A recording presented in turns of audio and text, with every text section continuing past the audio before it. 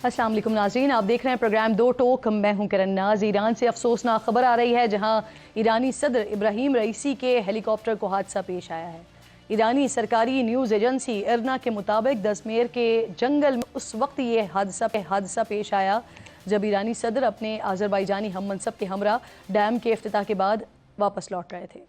Helicopter में ईरानी सदर इब्राहिम रईसी, वज़ीर ख़ारजा हुसैन आमिर, गवर्नर मालिक रहमती, ईरानी सुप्रीम लीडर के नुमाइंदे आयतुल्लाह मोहम्मद अली मौजूद थे।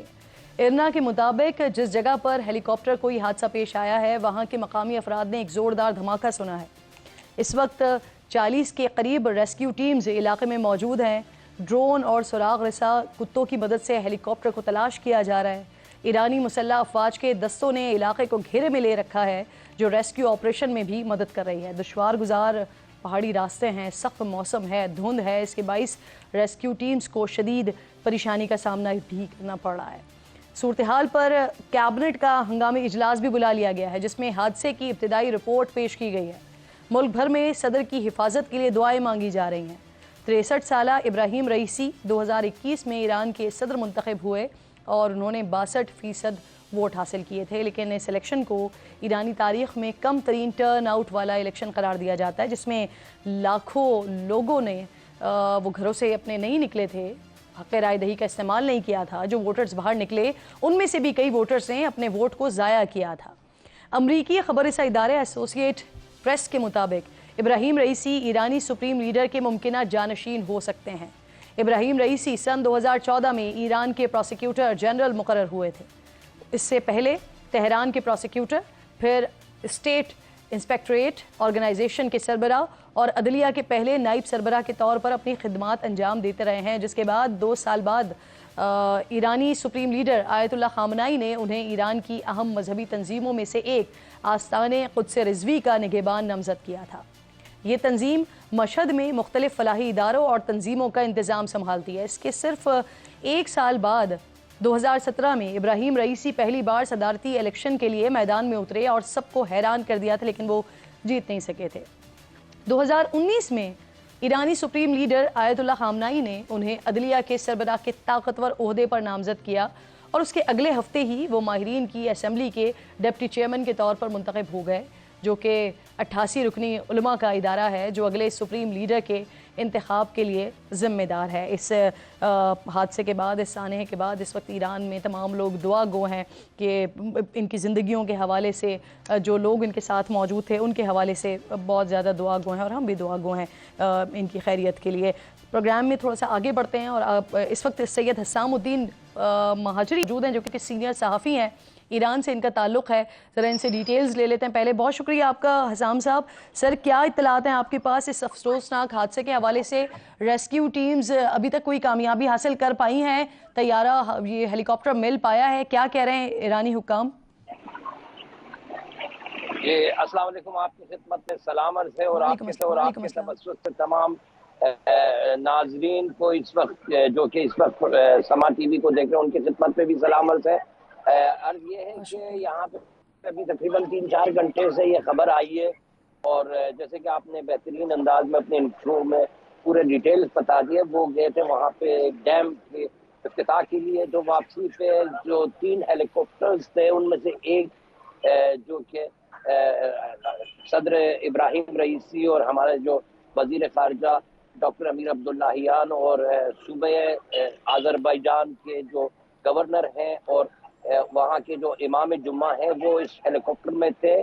तो इस हेलीकॉप्टर को मजबूरी तौर पर लैंडिंग करना पड़ा और लेकिन उसके बाद उससे राब्ता मुनक़ता हो गया। ये जो इलाका है जहाँ पे उन्होंने लैंडिंग की है बाई फोर्स, वो एक पहाड़ी इलाका है और वहाँ पे जैसे कि आपने बताया धुंध है और शदीद बारिश। 1 हफ्ते से तमाम ईरान में शदीद बारिशें हो रही हैं। तो इस वजह से अभी तक, इस लम्हे तक हमारे को कोई ऐसे डिटेल नहीं मिले, क्योंकि एक बहुत बड़ा एरिया है, उस एरिया में बहुत पहाड़ी एरिया है और बहुत वहाँ पे ना कोई रसाई है, ना कोई रोड है, ना कोई इम्कानात है। तो लोग रेस्क्यू टीम्स लगे हुए, लेकिन मैं ईरान की जो सूरत हाल है उसके बारे में आपको कहना चाहता हूँ कि डॉक्टर इब्राहिम रईसी यहाँ पे तकरीबन हर दिल अजीज सदर थे, क्योंकि वो ईरान बिल्कुल ईरानी अवाम में ऑब्वियसली से अब और वो ईरान एक के जितने लोगों के तबके अंदर यकीनन एक क्योस, एक परेशानी, एक क्यूरोसिटी ज़रूर होगी और जी, लोग उनके लिए वाक़ईतन मैं ये सेहतियाबी के लिए, वो उनकी खैरियत के लिए दुआ गो होंगे। हसाम साहब, मुझे ये फरमाइए सर, जी क्या जी इस मैं मामले में तकरीब कारी के किसी उनसर को देखा जा रहा है क्या?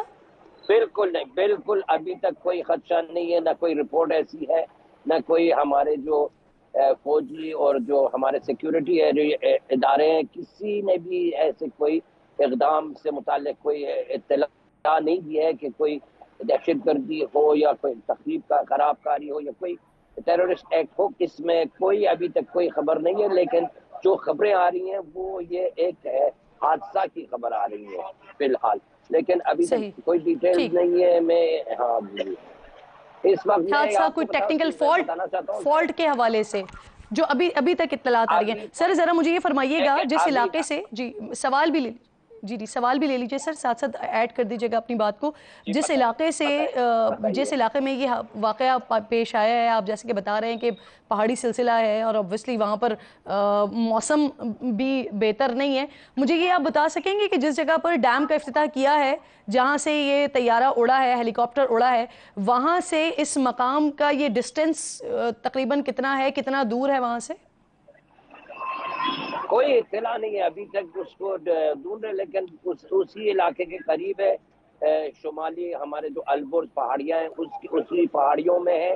अब शायद 50 से लेकर 100 किलोमीटर के फासले में है, क्योंकि वो यकीनन तबरीज की तरफ आ रहे थे ताकि तबरीज से वो हवाई जहाज के जरिए तेहरान वापस आ जाए।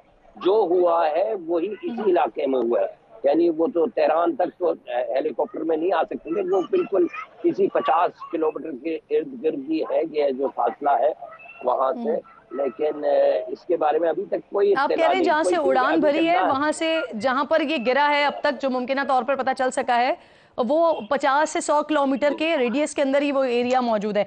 मुझे बताइएगा सर, जैसे आप बता रहे हैं कि 3 हेलीकॉप्टर्स थे एक साथ, एक में इब्राहिम रईसी साहब अपने दीगर लोगों के साथ, बाकी 2 मजीद हेलीकॉप्टर, और जो 2 मजीद हेलीकॉप्टर्स थे वो अपने मकाम पर उन्होंने लैंड कर लिया है बहिफाजत, बखैरियत।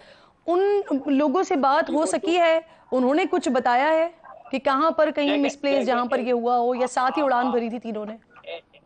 एक वीडियो भी आई है जो कि सदर इब्राहिम रईसी साहब के साथी उसी हेलीकॉप्टर से उन्होंने भेजा है, यानी वो वहां से आखिरी वीडियो जो आई है वो हेलीकॉप्टर के अंदर से भी आई है, और वो दो हेलीकॉप्टर दूसरे वो सलामत अपने मकसद तक पहुंचे।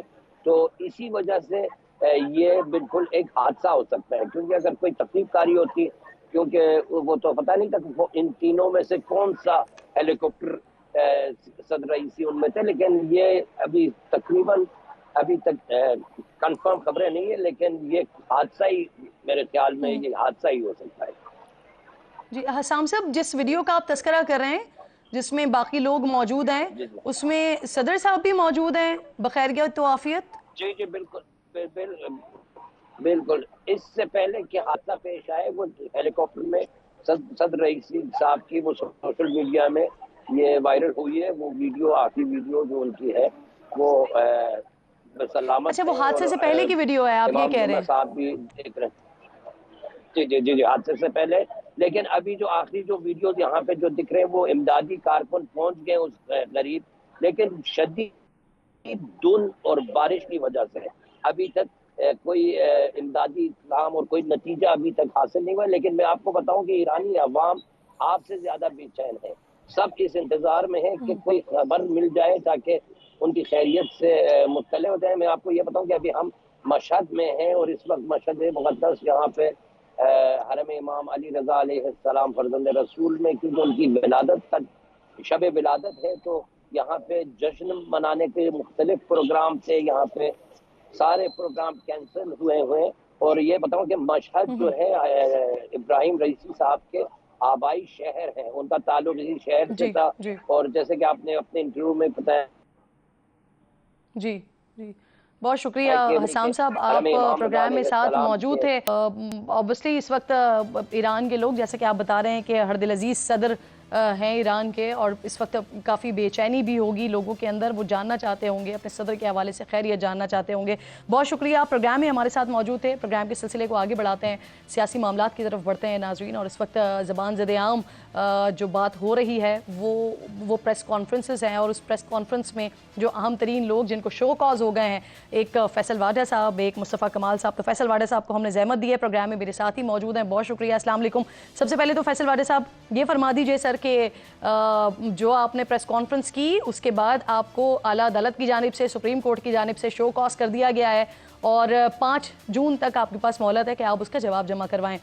जो बादी नज़र में नज़र आ रहा है वो फील ऐसा होता है कि आप तौहीन अदालत के मुर्तकिब हुए हैं। तो अब आप ये बता दीजिएगा कि एक आप भी और एक मुस्तफ़ा कमाल साहब भी, तो क्या आपने अदालत को वजाहत देने के लिए अपना जवाब तैयार कर लिया है सर? शुक्रिया आपका। देखिए जी, सबसे पहले तो ये कि मुझे तो नहीं समझ में आ रहा कि मुझे शो कॉज नोटिस क्यों आया है कंटेम्प्ट का, क्योंकि मैंने तो एक जर्नलाइज बात की है और पाकिस्तान के आम आदमी की बात की है। सही। और अगर उस आम आदमी की बात में अगर मैंने किसी और का नाम लिया, अब्दुल गफूर, और आप यहाँ स्टूडियो में बैठ के कहेंगे आपने मुझे कहा, तो मुझे आप अगर घसीटना चाहते हैं कि हाँ मैंने कंटेम्प्ट की है और मेरी कनपटी बंदूक रख के मुझे कुछ करना है, फांसी की सजा देनी है, तो मैं हाजिर हूँ। अगर मेरी फांसी से, मेरी सजा से आप अदल का निज़ाम ठीक कर लेते हैं, मैं हाजिर हूँ, क्यों मेरे लिए एक कॉज है। अब मुझे अल्लाह ताला ने अलग एहसान है कि आप सबको मेरा बैकग्राउंड पता है, दुनिया की हर चीज़ मैंने देख ली। मैं आप कॉज कर देखिए, नस्ला टावर में जो लोग गरीब गिरे, जिनके घर मकान गए, वो मेरा घर तो नहीं था। कॉन्स्टिट्यूशन टावर आप क्यों नहीं गिरा सकते? 2 पाकिस्तान और 2 कानून नहीं होंगे। जिन्होंने आपकी इज्जत उछाली है, जिन्होंने आपको गालियां दी हैं, पीटीआई के लोगों ने, नून लीग ने, आपने उनको क्या किया आज तक? आपने उनको कंटेम्प्ट नहीं, उन्होंने नाम लेके बात की है, तो जर्नलाइज बात की, असल में बात की। असल में मुझे ये लग रहा है, मुझे फील हो रहा है, आई मे बी रॉन्ग, कि मुझे रोक रहे हैं ठीक बात करने से। क्योंकि अगर मुझे कंटेम्प्ट कैसे साबित होगी? कंटेम्प्ट है ये, और कंटेम्प्ट में मैंने किसके बारे में कोई बात की है? अगर आप मेरा मतन निकालें तो मैं अभी भी अपनी प्रेस कॉन्फ्रेंस के एक एक लफ्ज पे खड़ा हूं, और मैं अभी भी अपनी नेचर के साथ, आप मुझे मुनाफिक ना बनाएं कि मैं अपनी बात चेंज करूं। आप मुझसे पूछें आपके फादर का नाम क्या है, तो मैं अगर कहता हूं मेरे बाप का नाम क्या है, आपने मेरे बाप का नाम पूछा है, मेरे वाले का नाम पूछा, एक सॉफ्ट है एक क्रूड है, लेकिन मैं बात ऐसी करता हूं, मैं चेंज नहीं हो सकता।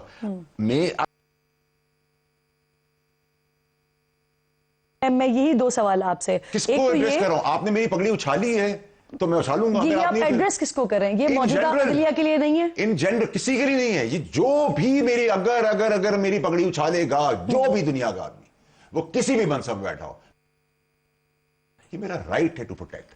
मैं अपनी गैरत का सौदा नहीं होने दूंगा। अगर आप समझते हैं मुझे ठीक बात करने पर रोक लेंगे, तो मैं ठीक बात करता और आप कह रहे हैं रोक लेंगे, रोक कौन रहा है आप? देखिए, अभी तक तो मुझे महसूस ऐसा हो रहा है कि मेरी प्रेस कॉन्फ्रेंस का मतन चलाने की इजाजत मीडिया को नहीं है। मैं टेररिस्ट हूं, मैंने बम फाड़ा है, मैंने किसी की पगड़ी उछाल दी है, मैंने किसी का नाम ले दिया है, लेकिन अगर इसके साथ एक और लेटर आता तो मैं कहता इंसाफ एक हो रहा है। लेकिन मेरी मतन जिसके अंदर मैंने किसी को कुछ नहीं कहा है, ठीक है, मैं बार बार कह रहा हूं मैंने किसी को कुछ नहीं कहा है, लेकिन अगर आपने मुझे घुमा फिरा के, ला के, घसीट के कंटेम्प्ट कराना है और सजा देनी, तो अगर आप सजा देकर कुछ अच्छा काम पाकिस्तान के लिए हो जाता है, मेरी आप गर्दन काट। फैसल वावदा की पोजीशन क्या होगी? क्योंकि अब ये अदालती मामला हो गया ना, अब आपको लेटर आ गया, अब आपको ऑब्वियसली जवाब भी जमा करवाना होगा, पेश भी होना होगा। क्या कहीं पर भी कोई पॉसिबिलिटीज हैं, जैसे कि आप कह रहे हैं कि आप अपने एक एक वर्ड पर कायम हैं, कहीं पर भी कोई पॉसिबिलिटी है कि आप माजरत कर लें? मेरी बात सुने, मैं थड़े पे बैठे हुए आदमी के साथ, कैमरे के साथ पैर पकड़ के माफी मांग सकता हूं। मेरी जुर्रत है, मुझे अल्लाह ने ये दी है हिम्मत। अगर मैं गलत होऊंगा, पैर पकड़ के माफी मांगूंगा, कोई इंसान हो, लेकिन ठीक होऊंगा तो अपनी गर्दन कटा दूंगा, पीछे नहीं हटूंगा अपनी बात से। तो और आपको याद रखना चाहिए कि जब बूट का मामला हुआ था, जी। तो मुझे फौज ने यूं प्रेशर कुकर में डाला था, इमरान खान साहब ने यूं डाला हुआ था कि माफी मांगो। मेरा कहीं कोई नियत ही नहीं थी फौज की तस्लील करूं, मैंने बिल्कुल नहीं की थी। मैं आपको कसम खा के अभी भी कह सकता हूं, उसको भी मैंने नहीं की थी। लेकिन आप वो सोच रहे थे कि मैंने की, तो मैं उनके दिमाग का तो कुछ नहीं कर सकता। आप क्या सोचती मेरे बारे में is not my look out. और फौज से मुराद आपकी जनरल बाजवा और जनरल फैज। फौज के अंदर कोई भी उस टाइम पे होता, लेकिन उस टाइम पे वही थे, ठीक है। तो मुझे प्रेशर कुकर में डाल दिया था, ठीक है, मैंने उसकी भुगतान भी भरे, मैं पीछे नहीं रहा अपनी बात से। आज तो किसी ने नहीं डाला, नहीं बिल्कुल नहीं। देखिए आज आप फिर मैं आपसे कह रहा हूँ, आपको मैं कहता हूँ अस्सलाम वालेकुम, आप मुझे कहती हैं कि तुम्हारे सलाम के अंदर कोई मकसद है, तो मैं कहूँगा भाई आपकी मर्जी, आप उसको कुछ भी सोच लें, मैं आपके दिमाग का तो कुछ नहीं कर सकता। आप ये मुझे बताएं कि क्या ऐसी वजह, मेरे साथ तो बर्बरियत हुई है, मुझे इंसाफ कब मिला है? मुझे एक चीज की दो दफा सजा मिली है। कॉफी मैंने उल्टे हाथ से क्यों पी और सीधे हाथ से क्यों नहीं पी? और मेरी माँ उस वक्त डेथ बेड पे थी, मेरी माँ चली गई है दुनिया के अंदर से, ठीक है। तो मुझे इंसाफ तो पहले भी कभी नहीं मिला है और अभी भी मुझे बेगुनाह बुलाया जा रहा है, ठीक है। मेरा कसूर क्या है? ठीक है, मैंने और आज मैंने पाकिस्तान को एक चीज दे दी है जो पाकिस्तान का कोई लीडर नहीं दे सका। अल्लाह का एहसान है मुझ पर। मैंने पाकिस्तान को एक बयानिया दे दी है जिस पर पाकिस्तानी खड़े हो गए अदल और इंसाफ के लिए। देखिए यहाँ लोगों को, औरतों की अजमतें बिकती हैं से इंसाफ लेने के लिए। गुर्बत में अंदर अपनी भैंस बकरियां, अपने क्वार्टर्स बेच देते हैं लोग, कर्जों में डूब जाते हैं, इंसाफ नहीं मिलता। जिसको रेप हुआ है बर्बरियत से उसके बच्चे को किसी वडेरे ने उठा के जानवर की तरह चेक किया है, रेप किया है, वीडियो बता रही है और मार के फेंक दिया है। क्या ये मेरा गुनाह है? अगर मैंने भुट्टो साहब की फांसी की बात की है तो 40 साल बाद आपने बहुत अच्छा काम किया, आपने एक्सेप्ट कर लिया जो हमें पहले दिन से पता था, लेकिन आपने सिंबॉलिकली उस जज, उस डिक्टेटर को सजा दी फांसी की, सिंबॉलिक दे देते, ठीक है। आपने जरदारी साहब को 14 साल कैद की, उस जज का क्या किया? नस्ला टावर गिराने वाले जज का क्या किया? जज का क्या किया जिसने गलती की? हमने तो गुनाह नहीं भी किया होता तो मैं जुमरे में खींच के ला रहे हैं, मुझे खींच रहे हैं, ठीक है। मुझे पहले भी घसीटा, 2 साल तक मैं उस कर्ब में गुजरा, ठीक है जी। 2 साल में मेरे पैसे का नुकसान हुआ, जहाजों में, होटल्स, आना जाना। मैंने गुनाह क्या करता? उस वक्त जो मेरे साथ जुल्म बर्बरियत हुई, मैं मिनिस्टर भी था, सेनेटर भी था, मेरी सैंटिटी, असेंबली की इज्जत कहां है? पाकिस्तानी की तो इज्जत है ही नहीं मेरी, ठीक है। एज ए सेनेटर मेरी क्या इज्जत है? अगर मैं निशानदेही, अब मैं निशानदेही कर रहा हूं, अब जो मैं आप लोगों के शोज में आ रहा हूं निशानदेही कर रहा हूं, ठीक है। क्योंकि चीफ जस्टिस साहब ने कहा नाम लेके बात कर सकते हैं, इदारे की नहीं कर सकते, हम उनकी एहतराम करते हैं। मैं आज भी चीफ जस्टिस साहब के सामने ऑनरेबल और उनके ऑनरेबल बेंच के सामने इसलिए पेश हो रहा हूँ क्योंकि मुझे यकीन है कि वो ईमानदार आदमी। मैं जस्टिस ऑनरेबल जस्टिस मंसूर साहब के आगे पेश हुआ, ऑनरेबल जस्टिस आयशा मलिक साहब के सामने पेश हुआ, जस्टिस ऑनरेबल चीफ जस्टिस अता बंदयाल साहब के आगे पहुंचा। मैं आपको सिर्फ एक चीज बताऊं, उनके पास ताकत इतनी थी कि वो कोई भी किसी का भी कोई फैसला कर सकते, मेरा भी कर सकते थे। लेकिन जो कंडक्ट है ना जज का, वो ऐसा हो कि आपने वो गलती की हो ना तो आप वापस वो गलती ना करें, सुकून से जाए, मुझे सजा मिल गई लेकिन मेरी ज्यादती नहीं हुई। उनका जो हम्बल वे था, उन्होंने मुझे कहा था कि आप रिग्रेट करते हैं, तो मैं 10 कदम आगे बढ़ गया। मैं कहा जी मैं रिग्रेट के साथ माफी मांगता हूँ और मैं ये ओहदा भी छोड़ता हूँ क्योंकि ये पीटीआई का है, ठीक है। उन्होंने कहा हम ऑर्डर में लिखेंगे। मैंने कहा जी बिल्कुल ठीक। उसका मतलब क्या था कि मुझे आज भी मेरे दिल में उनकी इज्जत है, मुकाम है उनका, वकार है उनका। मैं वो आदमी नहीं हूं कि जज और जनरल और बड़ी बड़ी पोजीशन के लोग कुर्सी से उतरेंगे तो मैं उनके बारे में बोलूंगा। गलत पे मैं कुर्सी पे बैठे हुए आदमी को बोलूंगा। फैसल साहब, कुछ लोगों की राय ये है, डिस्कशन क्योंकि आपको मालूम है कि पिछले कुछ दिनों से यही डिस्कस हो रहा है मुसलसल, तो कुछ लोगों की राय ये है कि ये जो आपका रवैया प्रेस कॉन्फ्रेंस में है, ये टॉक शोज में, या जिस तरह का आपका आउटस्पोकन आपका बोलने का अंदाज है, ये रवैया आपका अदालत में नहीं होगा। जिस तरह आप बात करेंगे इसी तरह बात आप अदालत में करेंगे। देखिए मेरी बात, मेरा कब्रिस्तान में भी ये तरीकेकार नहीं होगा। हर जगह का एक डेकोरम है, ठीक है जी। जब मैं तकरीर कर रहा हूं, तकरीर करना मेरा ही काम है, ठीक है जी। तकरीर अगर मैं कर रहा हूं तो तकरीर मैं अपने फ्री स्टाइल में करूंगा, लेकिन जब मैं अगर कब्रिस्तान जाऊंगा तो उसके माहौल के हिसाब से करूंगा। मैं उम्रे पे जाऊंगा तो उसके माहौल से दुआ करूंगा। अगर मैं चीफ जस्टिस साहब के सामने पेश करूंगा, उनका एक मुकाम है, एक डेकोरम है उनका, उस डेकोरम का ख्याल करके बात करूंगा।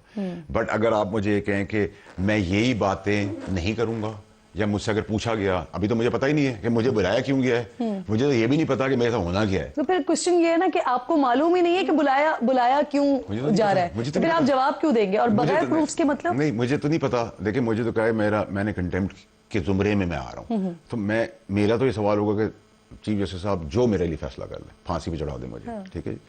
लेकिन मैंने कंटेम्प्ट के करीब भी मैं कहां से हूं? जब भी तो मैं ओन कर रहा हूं, मैं वो पॉलिटिशियन नहीं हूं कि अपनी बात करके। क्या देंगे आप? जवाब में सवाल करेंगे? मैं जवाब में मेरे ये चीजें जी जो मैंने बात की तकरीर पे, मैंने एग्जैक्टली यही बात की है। मैं वो आदमी नहीं हूं, मेरी फाइलें नहीं है, मैं कॉम्प्रोमाइज नहीं हूं, ठीक है जी। मुझे जो अल्लाह ने दिया हुआ है, मुझे मेरे घर से दिया हुआ है, अल्लाह का शुक्र है। और मैं घटिया किस्म की ट्रोलिंग वाली सियासत भी नहीं करता, ठीक है ना। पीछे से वार करता हूं, मैं फ्रंट से लड़ाई लड़ता हूं, मैं फ्रंट से अपना मौक़िफ़ रखता हूं, ठीक है जी। आपके शो पे मैं आपके इज्जत से सलाम करता हूं, बहन कहता, आपका एक डेकोरम, एक मुकाम है, ठीक है जी। लेकिन अगर आप मेरी अभी इज्जत पे हमला कर देंगी तो मैं खवातीन के हिसाब से शायद आपको थोड़ी लीवरेज दे दूंगा, ठीक है।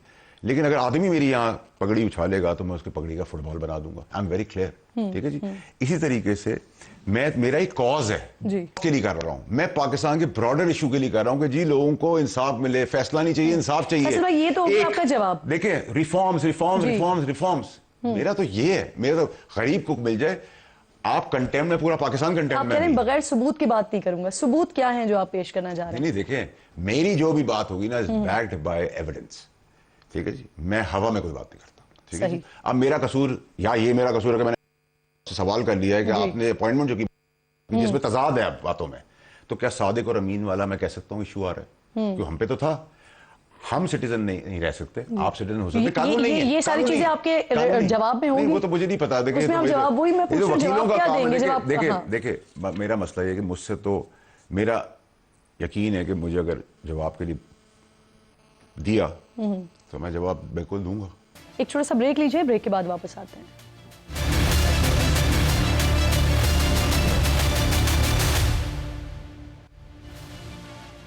प्रोग्राम में एक बार फिर आपको खुशामदीद कहूँगी। किर्गिस्तान से कल पहली फ़्लाइट से 140 पाकिस्तानी स्टूडेंट्स हैं जो वतन वापस लौटे हैं। उनमें से एक शाहजेब इस वक्त प्रोग्राम में मेरे साथ मौजूद हैं। बहुत शुक्रिया आपका शाहजेब। सबसे पहले तो ये बताइए कि जब आप वापस आए हैं उस वक्त तक हालात कैसे थे वहाँ पर, और क्या वापसी के बाद आपका वहाँ जो आपके अपने दीगर साथी मौजूद हैं उनसे रब्ता हुआ है? उन्होंने क्या बताया आपको सिचुएशन के बारे में? जी जी, अल्लाह का शुक्र है, अल्हम्दुलिल्लाह वापस आ गए हैं। तो उनसे भी रब्ता, हम उस वक्त भी कांटेक्ट में थे, अभी भी कांटेक्ट में है। तो आज भी 2 फ्लाइटें वहाँ से निकली हैं, जो यूनिवर्सिटी वाले ने खुद उनको ना अपनी बस के अंदर जो एयरपोर्ट तक छोड़ने गए हैं। तो फ्लाइट जो है वो तो चल रही है वहाँ पे, अब हालात काफी कंट्रोल में हैं उनके। चलें, दैट्स गुड। आपकी वापसी के लिए तमाम इंतजामात हुकूमत ने किए हैं, और रब्ता कैसे हुआ आपसे? जी, व्हाट्सएप वगैरह वहाँ पे चल रहा था, इंटरनेट की सर्विसेज जो है वो थी। मैं घर वालों से राब्ते में था, और जो टिकट मेरी हुई थी पहले की, तो बस उसी पे टिकट पे मैं निकल आया हूँ। यानी आपने खुद टिकट करवाए थे अपने, गवर्नमेंट ने नहीं आपको जी, जी, टिकट्स दिए, ये कह रहे हैं आप? मैं ये कह रहा हूँ कि जो टिकट हमने करवाई है, जो मैंने खुद वो सेल्फ पे करवा के आया हूँ, हुकूमत ने मुझे टिकट नहीं करवा के दी। और अच्छा, हो तो सकता है अभी जो टिकट्स सिर्फ हो रही हो ये वो आपने, हुकूमत की तरफ से हो रही हो। जी जी, अच्छा, आप ये मुझे बता सकते हैं कि आपके साथ क्योंकि 140 स्टूडेंट्स आए ना, तो बहुत सारे शायद इसमें से ये भी ऐसे भी हों जो आपकी जान पहचान के हों, आपके जानने वाले हों, तो उनका बता सकते हैं उन्होंने टिकट्स खुद करवाई है या उनको हुकूमत पाकिस्तान ने टिकट्स दिए हैं? नहीं, ये जो प्लेन आया ये एक चार्टर्ड प्लेन था। ये सब जो है टिकट्स उन्होंने खुद बाय किए हैं। और जो अभी टिकट्स आ रही हैं, अभी प्लेन आ रहे हैं, हो सकता है वो हुकूमत पाकिस्तान की तरफ से आ रहे हों, क्योंकि हमारे पास काफी इंफॉर्मेशन आ रही थी कि जो है टिकट जो है हुकूमत पाकिस्तान करवा के दे रही है। अच्छा, आप ये कह रहे हैं जो पहली फ्लाइट आई है वो चार्टर्ड प्लेन था, उसके जितने भी टिकट्स थे और जितने भी स्टूडेंट्स उसमें आए हैं उन्होंने खुद बाय किए हैं? जी जी, बिल्कुल खुद बाय।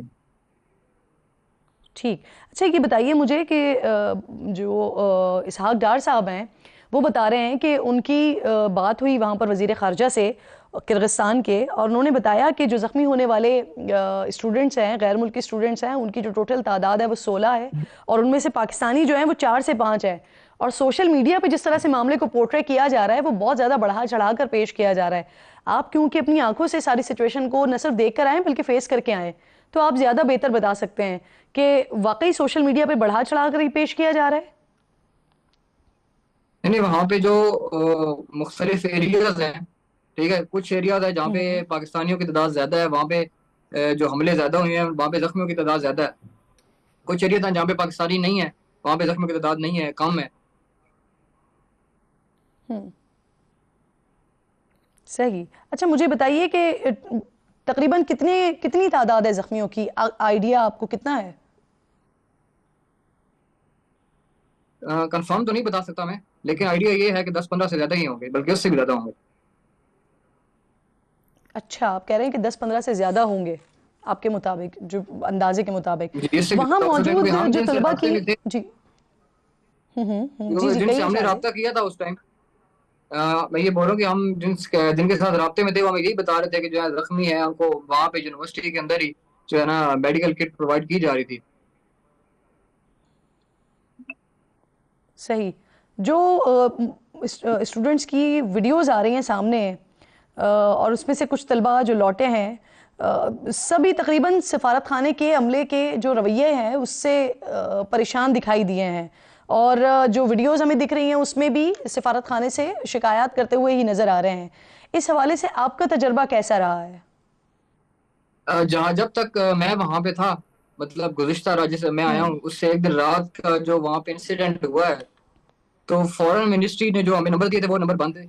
ठीक है, उसके बाद उन्होंने हमसे कांटेक्ट करने की कोशिश की है, उन्होंने हमें नंबर्स प्रोवाइड किए हैं, लेकिन वो भी नंबर्स कभी चलते थे कभी नहीं चलते थे। और अभी मैं एक वीडियोस देख रहा था, मुझे दोस्त ने सेंड की, तो वो फॉरेन मिनिस्टर जो है वो हमारे वीआईपी हॉस्टल है वहाँ पे भी आए हुए थे।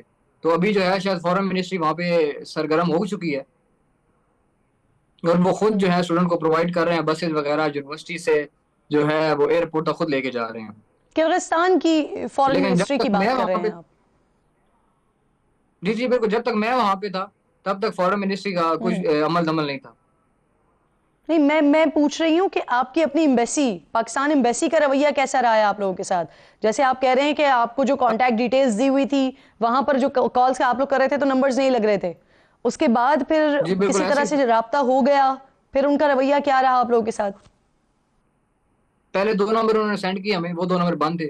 उसके बाद फिर 2 नंबर और आए, तो वो लगने शुरू हुए, उस पे कॉन्टेक्ट वगैरह हमने किए, उन्होंने कहा कि हम आपको प्रोवाइड करते हैं, इस तरीके से फिर राब्ता होता गया हमसे। और फिर जो है उसके बाद पुलिस भी काफी ज्यादा हो गई थी वहां पे, तो आज तो सिचुएशन अंडर कंट्रोल थी वहां पे। सही। अब अच्छा ये कहिए कि क्या वहां पर जो गैर मुल्की अफराद के लिए जो वहां की सियासी जमातें हैं वो कोई नफरत अंगेज मुहिम चला रही हैं, ऐसा कुछ है उधर? इस बारे में हम कुछ कह नहीं सकते, स्टूडेंट है, इतना कुछ पता नहीं है कि वहाँ पे कौन कौन सी सियासी जमात है, वो क्या चल रहा है, क्योंकि हम अपने ही बस कामों में बिजी होते हैं। ठीक है शाहजेब, मुझे अपने बारे में बताइएगा एक तो कि आप क्या पढ़ रहे हैं इस वक्त, कौन से सेमेस्टर में हैं, और अब क्योंकि आप वापस आ गए हैं तो क्या आगे आपकी क्या प्लानिंग्स हैं? क्या आपने दोबारा जाना है अपनी डिग्री को कंप्लीट करने के लिए? क्या करेंगे आप? जी जी, मैं थर्ड ईयर का स्टूडेंट हूँ वहाँ पे, एमबीबीएस कर रहा हूँ ISMIU की यूनिवर्सिटी से। तो ऐसी बात है, वापस तो हम जाएंगे। हुकूमत पाकिस्तान से हमारी ये दरख्वास्त है कि हमें हमारी जो सिक्योरिटी है वो जो किर्गिज गवर्नमेंट है उनसे रब्ता करेंगे, हमारी सिक्योरिटी यकीनी बनाए, क्योंकि हम डिग्री तो नहीं छोड़ सकते, डिग्री तो हम करके आएंगे वहां से। तो वो जब तक हमारी सिक्योरिटी को यकीनी नहीं बनेंगे तब तक हम यहाँ से नहीं जाएंगे। सही। अच्छा शाहजेब, ये जो हमारे सामने ये मामला आया है, ये जुमे की रात को बेसिकली सोशल मीडिया पर ये सारा मामला वायरल हुआ है, और उसके बाद वहाँ पर एम्बेसी भी एक्टिव हुई है, यहाँ पाकिस्तानी हुकूमत भी एक्टिव हुई है, अपने लोगों को वहाँ से इवैक्यूएट करने के लिए भी बड़े एक्टिव हुए हैं। हुकूमत पाकिस्तान की तरफ से बाकायदा इसहाक डार साहब को नॉमिनेट किया गया, अमीर मकाम साहब को नॉमिनेट किया गया कि वो लोग जाएँ, गो कि वो जा नहीं सके वहाँ पर। लेकिन आप लोगों के बारे में जो हमारे पास इत्तलात आई थी वो ये थी कि इससे पहले 4 दिन पहले से ये मामला चल रहे थे, तो वो 4 दिन आप और दीगर पाकिस्तानी स्टूडेंट्स या दीगर जितने भी वहां पर गैर मुल्की स्टूडेंट्स हैं, किस तरह से उन्होंने गुजारे? क्या वाकई आप लोग अपने घरों में महसूर थे?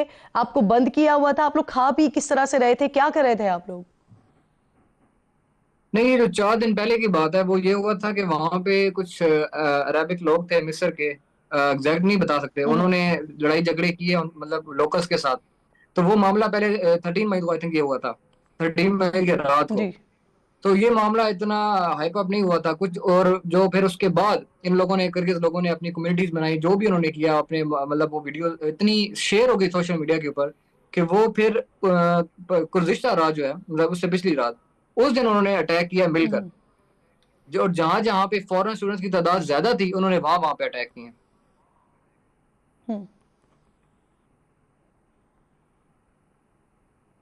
बिल्कुल ठीक, बिल्कुल ठीक। जी तो अभी सिचुएशन, आपकी बात हो रही है आपके दोस्तों से, आपके दीगर स्टूडेंट से बात हुई है, अभी सिचुएशन अंडर कंट्रोल हो गई है वहां पर? जी जी, अभी मेरी या बात बाकी हुई थोड़ी जितने देर भी वहां पहले पे भी, स्टूडेंट्स तो मौजूद वो हैं यही सब बता आना रहे वापस थे चाह रहे हैं? जी जी बिल्कुल, सब आना चाह रहे हैं, जाहिर बात है, वहां पे कौन रहेगा, डेथ जोन है वो। सब आना चाह रहे हैं, टिकट्स आ रही हैं यूनिवर्सिटी की तरफ से भी, एम्बेसी की तरफ से भी, जो है वो कब एम्बेसडर साहब भी, कोई मैं वीडियो देख रहा था, वो हमारे हॉस्टल में गए हुए थे वहां पे। तो यूनिवर्सिटी की तरफ से भी वो जो है एयरपोर्ट तक हमें वो खुद बता रहे थे कि खुद लेके जा रहे हैं बसों के अंदर, और पुलिस ने भी काफी ठीक। कंट्रोल किया हुआ है अभी वहां पे। सही, बहुत बहुत शुक्रिया आपका। किर्गिस्तान से जो पहली फ़्लाइट वापस आई है, 140 स्टूडेंट्स उसमें आए हैं वापस, उसमें से एक शाहजेब और जो कुछ इनके ऊपर गुजरी वहाँ पर और जो आगे के लिए प्लान कर रहे हैं उस पर डिस्कशन हो रही थी। एक छोटा सा ब्रेक लीजिए नाज़रीन, ब्रेक के बाद वापस आते हैं। तो पाकिस्तान के सूबे पंजाब और पंजाब के दिल लाहौर में इस वक्त क्या हो रहा है, किस तरह से लोग कत्ल हो रहे हैं, इस पर बात करते हैं ब्रेक के बाद।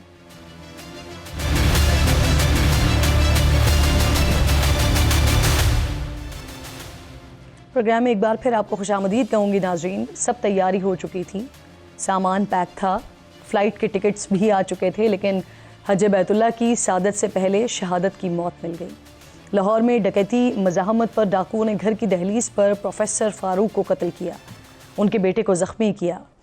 पुलिस बता रही है कि बेटा हज के लिए मनी एक्सचेंज से रियाल लेकर घर पहुंचा था। डाकुओं ने उससे रकम छीनने की कोशिश की और फायरिंग करके ज़ख्मी कर दिया। फायरिंग की आवाज़ सुनकर बूढ़ा बाप घर से बाहर निकला तो डाकुओं ने उन पर भी गोलियां चला दी, जिसके नतीजे में वो जान से चले गए।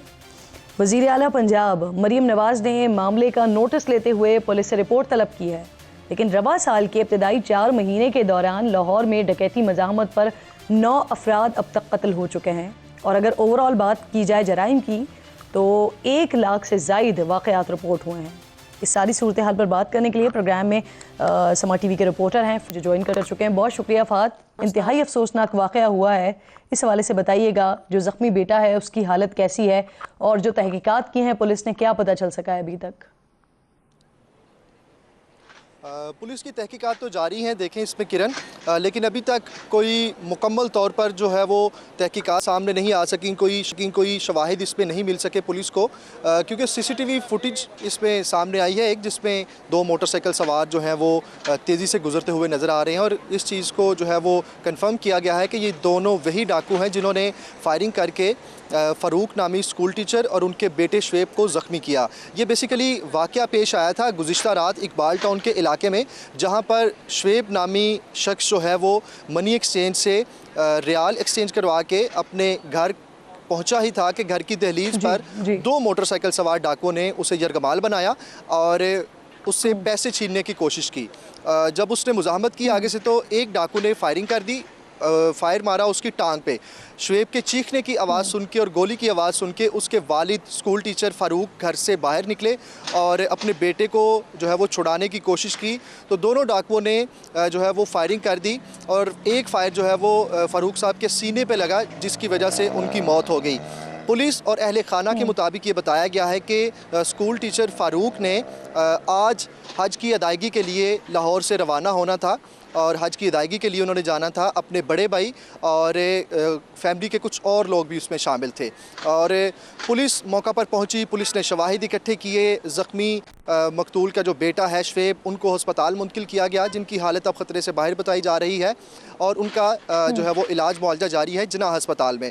पुलिस ने इस वाक़े के हवाले से तहकीकात का आगाज़ तो कर दिया है, इन्वेस्टिगेशन इसमें जारी है। एक CCTV सामने आई है, उसके अलावा पुलिस ने जो है वो जियो फेंसिंग और दीगर जो इन्वेस्टिगेशन मराहिल हैं वो मुकम्मल कर रही है पुलिस, लेकिन अभी तक कोई भी मुलज़म इसमें गिरफ्तार नहीं हो सका। गिरफ्तार नहीं हो सका, बिल्कुल ठीक है। अच्छा, जो डिटेल्स हमारे सामने आई हैं, मनी एक्सचेंज से बेटा वापस आया था, रियाल गालिबन उसके पास कुछ मौजूद थे, वो छीनने की कोशिश कर रहे थे। आपके मकतूल के अहले खाना से, फैमिली से बात हुई है? जो हमें पता चल सका है कि वो हज पर जा रहे थे, हज की रवानगी थी उनकी, लेकिन उससे पहले वो सफ़र आखिरत पर रवाना हो गए। तो क्या वो अकेले हज पर जा रहे थे या फैमिली के साथ जा रहे थे? इस बारे में कुछ बताएंगे? नहीं, वो अकेले हज पे नहीं जा रहे थे। बेसिकली फ़ारूक साहब और जो डेड हो गए हैं इस वाक़े में, फ़ारूक साहब इसमें जाना था उन्होंने हज पे, फ़ारूक के जो बड़े भाई हैं उन्होंने भी हज पे जाना था और एक उनकी भाभी हैं गालिबन जिनके बारे में बताया जा रहा था। ये 3 लोग टोटल उस घर में थे जिन्होंने आज हज की अदायगी के लिए जाना था, मगर उससे पहले ही ये वाक़या हो गया। बेसिकली स्कूल टीचर फ़ारूक ने 4.5-5 लाख रुपया दिया था अपने बेटे शुएब को कि ये आप मनी एक्सचेंज से चेंज करवा के रियाल में इसको चेंज करवा के घर पे ले आएँ। तो वो मनी एक्सचेंज से 4.5-5 लाख रुपया रियाल में जो है वो एक्सचेंज करवा के अपने घर पहुंचे ही थे, तब ये वाक़या पेश आया था। अगर ओवरऑल बात की जाए इस हवाले से, क्राइम रेशो के हवाले से, तो हीनियस क्राइम, मैं यही आपसे फ़हद, मैं यही पूछना चाह रही हूँ कि अब तक शहर में अब तक शहर में जी, जी। कितने लोगों को डकैती मजामत पर कत्ल किया जा चुका है? अभी मैंने भी कुछ नंबर्स बताए कि अगर शुरू के हम कुछ महीने देखते हैं तो उसमें 9 लोग हैं जो कत्ल किए जा चुके हैं। कितने अफराद हैं जो पकड़े गए हैं पुलिस की तरफ से? पुलिस की क्या कारकर्दगी रही है? अ, पुलिस की जानिब से हर महीने ही ये प्रेस रिलीज़ जारी की जाती है कि डकैती मुज़ाहमत पे शहरी को कत्ल करने वाले फ़लाँ डाकू पकड़े गए, या स्नैचिंग करने वाले या डकैती करने वाले इतने डाकुओं को गिरफ़्तार कर लिया गया। मगर ये फ़िगर बहुत ख़तरनाक है। अगर पिछले सालों की निस्बत हम इस साल के पहले 4 महीनों की या रवां साल के अब तक जितने दिन गुजर चुके हैं इनकी डिस्कशन करें तो 9 लोग इसमें डकैती मुज़ाहमत पर डेड हो चुके हैं, हलाक हो चुके हैं। ये फ़िगर बहुत ख़तरनाक है। लेकिन पुलिस ने क्या किया है? कितने लोगों को कत्ल पकड़ा हो है? गए हैं। और फिर सबसे इम्पोर्टेंट ये कि जो इब्तिदाई साल है इसके 4 महीने में लाहौर शहर में जो सिर्फ वारदातों का अगर मैं डाटा देखती हूँ तो 1 लाख से ज़्यादा वारदातें यहाँ पर हो गई हैं।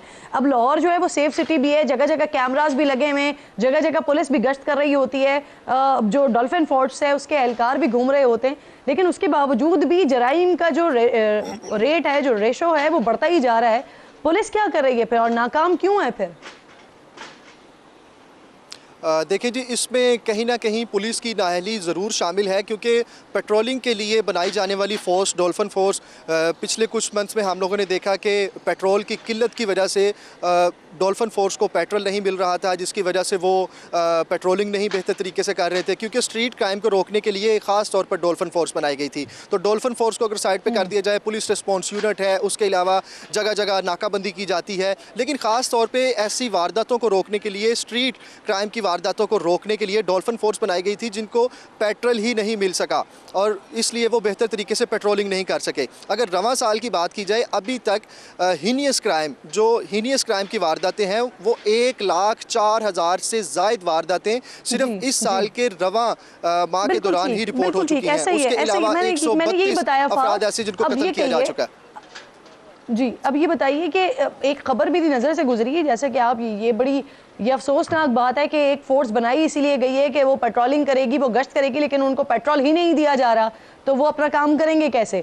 एक तो ये बड़ी इंपॉर्टेंट चीज़। दूसरा ये खबर गुजरी है मेरी नज़र से जिसमें लाहौर पुलिस ये दावा करती हुई नज़र आ रही है कि गुज़िश्ता साल मई के मुकाबले में इस साल डकैती की वारदातों में मई में 34% और गाड़ियाँ छीनने की वारदातों में 85% कमी आई है।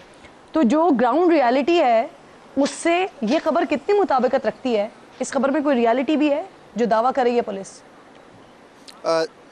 देखिए, अगर हम किरण देखते हैं पुलिस रिकॉर्ड को, जो ऑफिशियल डाटा है पुलिस की तरफ से जो जारी किया जाता है, या फिर डाटा जो हम लोग पुलिस से लेते हैं, उसके मुताबिक अगर देखा जाए तो ये पुलिस की जो प्रेस रिलीज़ आई है ये उनके पिछले डाटा से मैच नहीं करती, क्योंकि अभी तक अगर देखा जाए क्राइम रेशो के मुताबिक तो क्राइम दिन ब दिन बढ़ता जा रहा है। उसकी वजह यही है कि पेट्रोलिंग फोर्सेस को बेहतर तरीके से जो है वो फैसिलिटेट नहीं किया जा रहा, उनको पेट्रोल नहीं मिल रहा। पिछले कुछ महीनों में डॉल्फिन फोर्स के पास पेट्रोल नहीं था, उसमें कोई मुताबिकत नहीं है। बिल्कुल ठीक। अच्छा फहद, ये फरमाइए कि वज़ीर आला पंजाब मरियम नवाज साहिबा ने अभी कुछ दिनों पहले अपने खिताब में कहा कि जो पुलिस के हवाले से सिफारिशें होती हैं, अरकान असम्बली पुलिस अफसरान के तबादलों की सिफारिशें करना बंद कर दें, इससे पुलिस की परफॉर्मेंस पे बड़ा फ़र्क पड़ता है।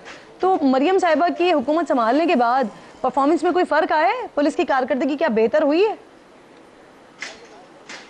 पुलिस की कारकर्दगी किसी हद तक हम कह सकते हैं कि बेहतरी की तरफ आ रही है, क्योंकि इससे पहले जो गवर्नमेंट थी या निगरान सेटअप था उसमें उस तरीके से पुलिस की वेलफेयर के लिए तो काम ज़रूर हुआ था, लेकिन क्राइम को रोकने के लिए, जराइम को रोकने के लिए उस तरीके से इकदाम नहीं उठाए गए। जैसे मैंने आपको पहले भी बताया कि पिछले कुछ महीनों में डॉल्फिन फोर्स को पेट्रोल नहीं दिया जा रहा था। जब मुख्तलिफ TV चैनल्स पर यह खबर नशर हुई, उसके बाद डॉल्फिन फोर्स को पेट्रोल मिलना शुरू हो गया और दोबारा से उनकी पेट्रोलिंग जो है वो शुरू हो गई। नई गवर्नमेंट बनी, वज़ीर आला मरियम नवाज आई पंजाब में, उन्होंने आके सारी चीज़ें चेक की और बेहतर तरीके से इकदाम करने की हिदायत ज़रूर की। और उसके बाद से अगर देखें हम तो बेहतरी की तरफ चीज़ें ज़रूर जा रही हैं, लेकिन उसको रोकना पुलिस का ही काम है। तो पुलिस के लिए अगर आप बेहतर फैसिलिटेशन कायम करेंगे, उनको बेहतर तरीके से चीज़ें प्रोवाइड करेंगे, तो फिर ही वो जराइम पेशा अफराद के खिलाफ जो है वो क्रैकडाउन कर सकेंगे। तो नो डाउट अभी काम ज़रूर किया जा रहा है। बढ़ते हुए वाक़यात हैं, इसको सबसे ज़्यादा रोकने की ज़रूरत है। बहुत बहुत शुक्रिया आपका फहद भट्टी, प्रोग्राम में साथ मौजूद थे।